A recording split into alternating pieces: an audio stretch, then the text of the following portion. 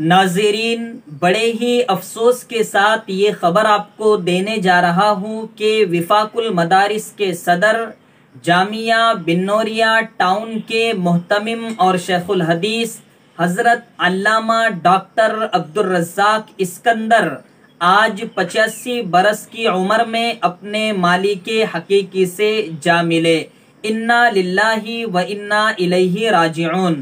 حضرت چند روز سے علیل تھے اور کراچی کے ایک ہاسپٹل میں زیر علاج تھے، لیکن آج سخت علیل ہونے کے بعد اپنے مالک حقیقی سے جا ملے۔ ناظرین، کورونا کے چلتے ہوئے ہمارے بڑے بڑے اکابرین ہمیں چھوڑ کر چلے گئے ہیں، اور کہیں ہمارے لیے یہ خطرے کی گھنٹی تو نہیں ہے جسے ہم محسوس نہیں کر پا رہے ہیں کہ بڑے بڑے اللہ والے ہمیں چھوڑ کر جا رہے ہیں۔ واقعتاً دوستو، ہمیں بہت زیادہ فکر کرنے کی ضرورت ہے، اور جو علماء اس وقت دنیا میں موجود ہیں ان کی قدر کرنے کی ضرورت ہے۔